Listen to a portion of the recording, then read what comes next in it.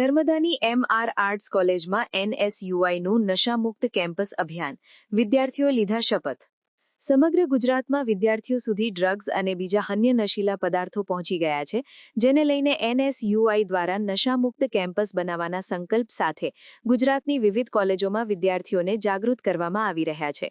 ત્યારે નર્મદા જિલ્લામાં MR arts and science કોલેજમાં ગુજરાત પ્રદેશના પ્રમુખ નરેન્દ્રભાઈ સોલંકીજી તેમજ નાંદોદના પૂર્વ ધારાસભ્ય PD વસાવા તેમજ NSUIના જિલ્લા પ્રમુખ તેજસ તડવી સહિત મોટી સંખ્યામાં કાર્યકર્તા તેમજ વિદ્યાર્થીઓ ઉપસ્થિત રહ્યા હતા।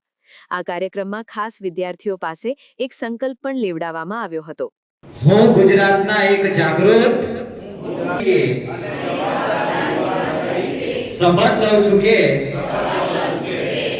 અન્ય તમામ નશીલા પદાર્થથી દૂર રહીશ તેમજ મારા પરિવાર તથા મારા મિત્રો પણ ડ્રગ્સથી દૂર રહે તે માટે સતત પ્રયત્નશીલ રહીશ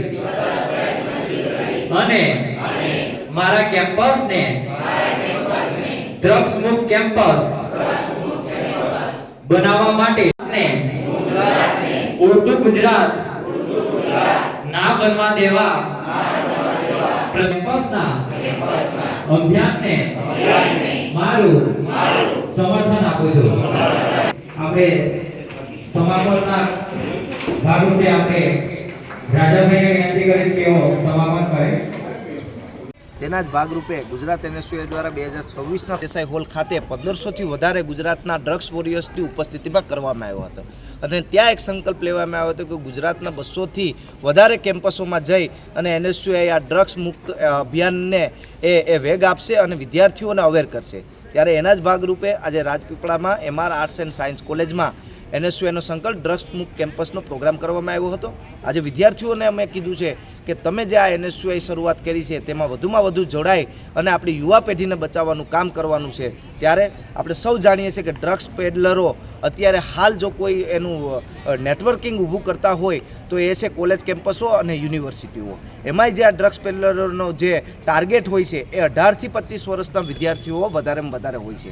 આપણે સૌ જાણીએ છીએ કે 5 વર્ષ પહેલાં રિહેબ સેન્ટરમાં ખૂબ જ ઓછો આંકડો હતો, લગભગ 12,000 જેટલો હતો। અત્યારે હાલ રિહેબ સેન્ટરમાં આપણે જોવા જઈએ તો 60,000થી વધારે લોકો રિહેબ સેન્ટરમાં આની ટ્રીટમેન્ટ લે છે અને લાખોની સંખ્યામાં ગુજરાતમાં ડ્રગ્સનું સેવન કરતા થઈ ગયા છે લોકો। ત્યારે આ ખૂબ યુવા પેઢી માટે એક ચિંતાનો વિષય છે। આ ચિંતાના ભાગરૂપે ગુજરાત NSUI જ્યારે આ અભિયાન ઉપાડ્યું છે, અભિયાનના ભાગરૂપે આજે આ MR આર્ટ્સ એન્ડ સાયન્સ કોલેજમાં પ્રોગ્રામ કરવામાં આવ્યો હતો। આ પ્રોગ્રામમાં અમારા રાજપીપળાના પૂર્વ ધારાસભ્ય PD વસાવા સાહેબ કે એ પણ પોતે ઉપસ્થિત રહ્યા હતા અને વિદ્યાર્થીઓને માર્ગદર્શન આપ્યું હતું। ત્યારે નર્મદા જિલ્લા NSUIની સમગ્ર ટીમ, તેજસભાઈ તડવી પ્રમુખ અને સમગ્ર ટીમ, કોંગ્રેસની અમારી સમગ્ર ટીમ આ અભિયાનને વધુ વેગ આપવા માટે થઈ, વિદ્યાર્થીઓને વધારેમાં વધારે અવેર કરવા માટે થઈ અને આજનો આ પ્રોગ્રામ કરવામાં આવ્યો। આપનું નામ? નરેન્દ્ર સોલંકી, પ્રદેશ પ્રમુખ, ગુજરાત NSUI।